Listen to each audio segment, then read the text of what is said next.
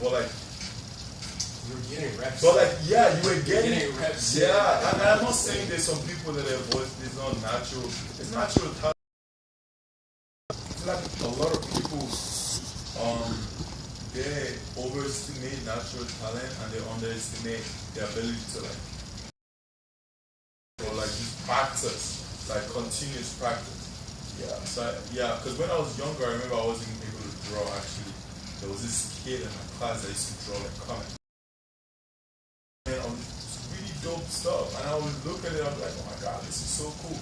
But it would like throw it to the side. They were like, you know how like people, if you're really good, you just think something. I go pick it up and I'm like, oh my god, like what? Why? So from then I started learning how to draw. Like I would be watching TV, like I'll watch Batman, Superman, or whatever, like when it would come on TV, and I'll be drawing it while I'm watching it. Like muscle memory that I'm building a little bit without even knowing it. You just like you have, and I'm someone that have a lot of interest about it. Learning, like part of that learning, let me just, it's fun. Yeah. So I think I was doing that a little bit, and then, but the moment for me in college, right, I was always thinking about like, okay, what do I do now? Like, how do I, like, when I always did that thing, but I wanted to paint, but I was like, how do I even paint? It's like I don't have time, and I was like, you want athletes like you. Like literally, you have classes, you have workouts, you have practice, weight room, exam. Oh, nah, never mind. There's no way that's gonna happen. But there was this guy that he was also like football. I think like on my school at USC at the time. So I was just like, so he was also painting at the time. And I was just like looking at him like, this guy, you think that you have time to paint? Like, I mean, he was just vibing, like, yeah. Okay, then in the summer, get into it, just vibe. And so in the summer, I picked up the stuff and I just started painting. And like, my pet painting was cool, like, and I just started getting better. And then I got obsessed with it. By the time school started, I was painting. I had paintings all over my walls in college. While I was playing sports, while I was playing basketball at USC, I had paintings. There was paintings everywhere.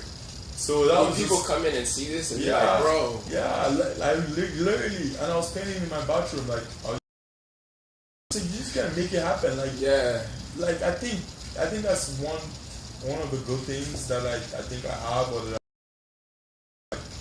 develop over time, the ability to just make it happen. Yeah. Like I think if I was like, oh let me wait till like everything is set, like I would have never gotten to where I'm at as far as like with art thing, you know what I mean? Yeah. Like, let me just keep going, let me just practice, let me just do whatever, I was doing it, and then I transferred from there. When I transferred to Maryland, it was just a dark time for me because like it was cold. I didn't really like it. I didn't even want to go. I didn't even want to transfer. But like, whatever, I was there already, so I was trying to make it happen. But art was just a thing that I just had to myself. I just did painting. I just painted some really sick things, and like that's how it was. I just kept painting, and then someone there's this art thing, this art show that's happening. You should probably be an artist. Like, I'm not even an artist. They're like, our work is really good, you should apply for it. I'm like, okay, cool. So I wasn't even thinking of that. And they were like, oh yeah, you are accepted. I'm like, I'll accept that, okay, like that. But then I had some walks, and I was just like, wait, like, so when I went to the show, I had a few paintings, maybe like 15, something like that, paintings that I took to the show, and oh yeah, the lady was like, oh, how much are you pricing your works and stuff like that, And I was like, I can't use something like that. It was 500 for like one penny that I had at the time. And Lily was like, like I think that might be too much for this show because this. And I was genuinely like, it's okay. Like I don't really care if I sell it. I'm just even happy to be here. Yeah. And like I appreciate the work. That's all that matters to me. But this is how much I'm going to be willing to let it go for. But I wanna say something to that, which is very. I think that's a testament to your personality and something that I've seen over time. Is that somebody, like, hey, like, that might be a little too much, And I feel like 90% of people would be like, oh man, she's right. Let me like lower my. But you kept your value. Even in the face that you might not sell anything, you still kept your value. So I think that's something important to just note that real quick. Yeah. But yeah, continue the story. But that's I think that's a part of why you are who you are. Like just that little hold your value in the face of adversity. I think that's so important. But yeah, continue the story. Yeah. So I told her that. She's like, this show is like works for that expensive or whatever. And like it's fun, I'm just here to show my work and like I hope people I think so she's like, okay. So by the end of this literally I literally sold almost all my paintings. And like the lady was like wow, like she was just like wow, like people really love your paintings. And then she even bought one of my paintings. Oh. Right. She even bought I was like wow, like but that whole experience, and then when I was there, because I literally had just graduated from college, and I was trying to move back to California, so like, what am I going to be doing? How am I going to navigate this whole? So I was like, okay, I'm done with basketball, because I got injured again while I was in college. Oh, yeah. And the worst part was like,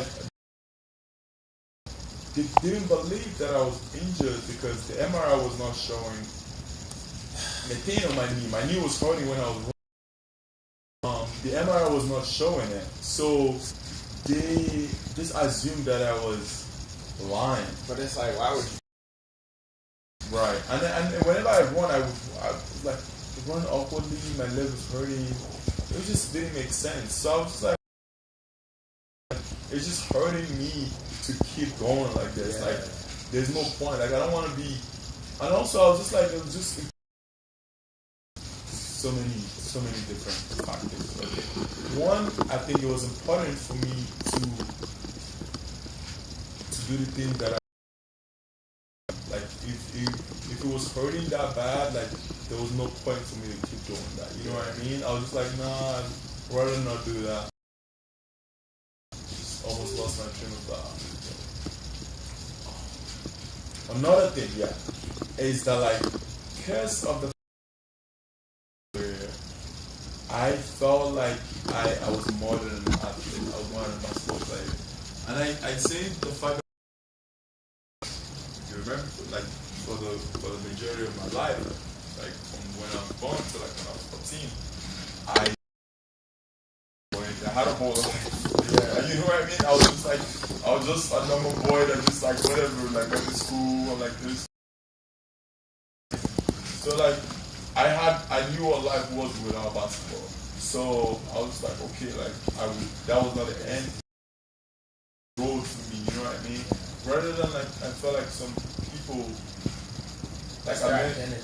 Yeah, it's their identity and it's all about basketball, but like I feel like when the adversity hits and like you don't have any other option, you don't have any other way out. Because you just get born into this thing where it's like they're like all you. When you know like this is no longer serving you, that you don't want to do this anymore. But you're like, this is all I know, this is all I've. So I have to do it, even though you're talented in other things.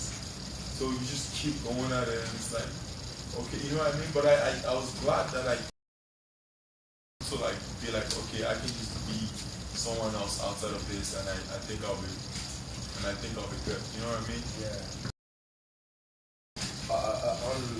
this side, bringing this on a spiritual level, I feel like, in a way, like God was like, this is where you're supposed to, this is where basketball was supposed to take you. Now it's time for you to jump ship to your next. Wow. But it's dope though, your art. Like, you've been mentioned in Vogue. The CEO of Neiman Marcus has bought your artwork. Like, in your mind, from like amateur to professional, or you never felt like that? You know? I would say, as soon as like at that point, I was already I'm investing into this now. You know what I mean? I'm like in school. Money, yeah. Yeah, I'm in grad school. Masters for this. It's a master's program in New York, really good program. And I'm like, at that point, I'm like, okay, I'm a professional now. Like, this is I'm just fighting or whatever. Like, I'm, you know what I mean? I'm really like doing it. You know? Yeah. And so I always say, my kids will play a sport at some point in their adolescence. Yeah. They play from professional or to make it to some league. Yeah. But I just think that athletics, like when I played sports, a team, about being a part of an organization, about working hard, it breeds a certain resilience in a person, you know? Like it makes you tough. So do you feel like in your personal life, do you think athletics help mold your mindset that you're able to take? Athletics didn't go all the way. Do you feel like it helps you? Because like you said, you were in the gym early morning. Yeah, you know? I think athletics definitely helps you. Like yeah. It's not, I think it definitely taught me a lot of different things. I think, yeah, definitely taught me discipline, you know. Like, yeah, you don't learn a lot of things, like, you also life experience. You have a lot of different life experience. Like, I think being an athlete really, but I don't really know, I feel like I was really before I became an athlete. So, like, it wasn't like, basketball was really like